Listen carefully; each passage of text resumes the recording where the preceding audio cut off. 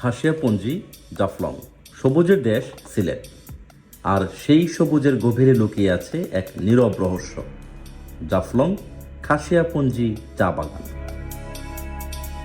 চা গাছের সরু সরু লাইন নয়, এখানকার প্রতিটি পাতার ভাঁজে আছে একটি জাতির সংস্কৃতি, ইতিহাস আর টিকে থাকার গল্প। এখানে পাহাড়ের উপরে ভারতের মেঘ ভাসে, নিচে বাংলাদেশের রোদ ঝরে, আর মাঝখানে দাঁড়িয়ে থাকে প্রকৃতি তার নিজস্ব এক অনন্ত নাট্যমঞ্চ নিয়ে। আজকের পর্বে আমরা শুধু একটি চা বাগান দেখব না, আমরা স্পর্শ করব একটি জীবনধারা, একটি মাতৃতান্ত্রিক সমাজের পথ চলা এবং প্রকৃতির সাথে মানুষের সহাবস্থানের এক অদেখা অধ্যায়। চলুন আমরা হারিয়ে যাই জাফলংয়ের সেই সবুজ নীরবতায়, যেখানে প্রতিটি পদক্ষেপে আছে নতুন আবিষ্কার।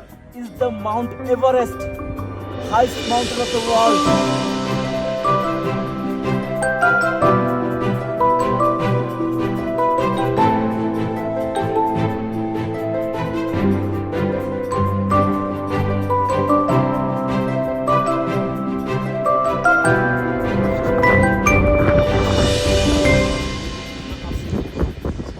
জাফলং খাসিয়াপঞ্জি চা বাগান শুধু একটি সবুজ এলাকা নয়, এটি একটি জীবন্ত মানব সভ্যতার জাদুঘর।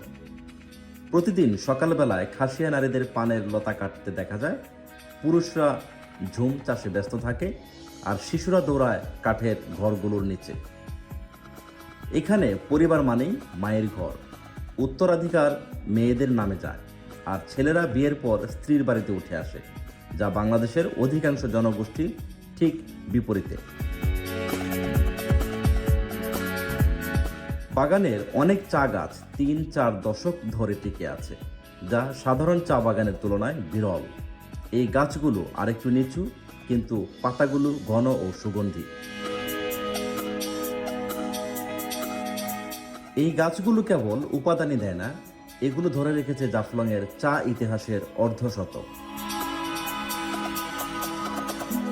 খাসিয়াপঞ্জির চা বাগান কখনো বিবর্ণ হয় না, কারণ এখানে আছে একটি অনন্য মাইক্রো ক্লাইমেট। মেঘালয়ের পাহাড় থেকে আসে নিরবচ্ছিন্ন মেঘ ও কুয়াশা, পিয়াইন নদী থেকে আসে আর্দ্রতা, পাহাড়ের ছায়া তাপমাত্রা নিয়ন্ত্রণ করে। ফলে বর্ষা, শীত, গ্রীষ্ম যে সময়ই যান, বাগান থাকে ভেলভেট গ্রিন।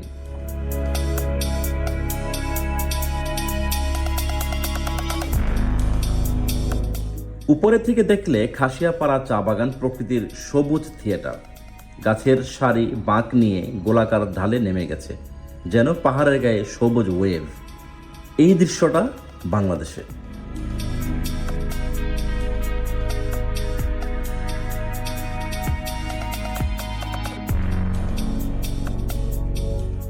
খাসিয়াদের বিশ্বাস, বড় গাছে থাকে বড় আত্মা, তাই তারা বনে বা বাগানে অযথা কোনো গাছ কাটে না।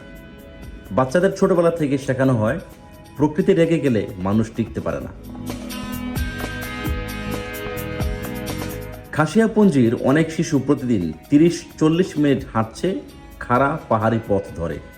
বৃষ্টি হলে পথ কাদাময় হয়ে যায়, তবুও তারা যাত্রা থামায় না।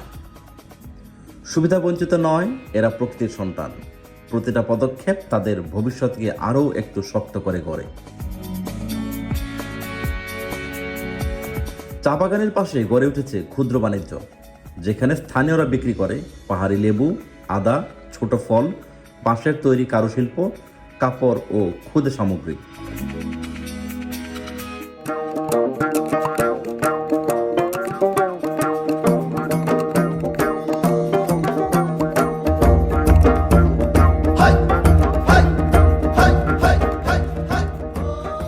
খাসিয়াদের লোকসঙ্গীত প্রকৃতি নির্ভর।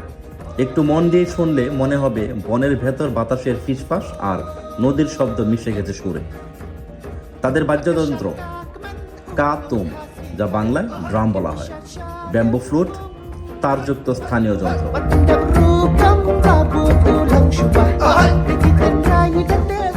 এই বাগানের চাইতে প্রাকৃতিক মিনারেলের মাত্রা বেশি, কারণ পাথুরে পাহাড়ি মাটি, নদীর খনিজযুক্ত পানি, ভারী আর্দ্রতা, যা পাতায় এক ধরনের ওয়াইল্ড অ্যারোমা তৈরি করে। জাফলং এমন একটি জায়গা যেখানে খুব সহজে দেখা যায় উপরে ভারতের পাহাড়ে ভাসমান ঘন মেঘ, নিচে বাংলাদেশের দিকে রোদের ঝলক, মাঝখানে চা বাগানের গভীর সবুজ।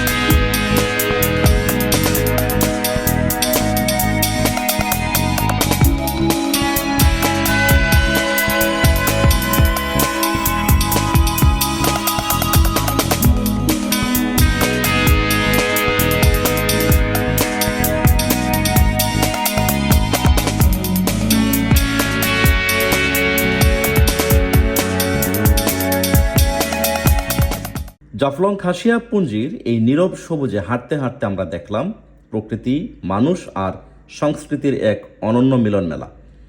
এখানে চা গাছ শুধু পাতা নয়, এগুলো সময়ের গল্প, আত্মার গল্প। এই হচ্ছে চা পাতা, এটাকে বলে সমতল ভূমির চা পাতা। আমরা এখন আছি জাফলংয়ের খাসিয়াপাড়ায়।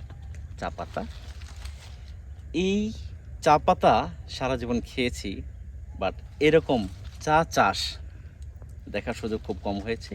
চা বাগানটা উন্মুক্ত, সমস্ত চা বাগানটা আজকে ভিডিও করব, ড্রোন শট নিব। আশা করি চমৎকার কিছু ভিউ এই চা বাগান সম্পর্কিত আপনাদেরকে দেখাতে পারবো। আর আরেকটা বিশেষ হলো, আমরা ওখান থেকে চা খেয়েছি, বিভিন্ন রকমের টেস্টের চা আছে এবং সত্যিকার একদম চায়ের যে স্বাদ সেটা আমরা পেয়েছি। সুতরাং আপনারা যদি কখনো এই জাফলংয়ের খাসিয়াপাড়া আসেন, এখান থেকে চা কিনে নিয়ে যাবেন। সবচেয়ে বড় কথা, এই চা বাগানটা সুন্দর করে মনের মতো করে যাবেন।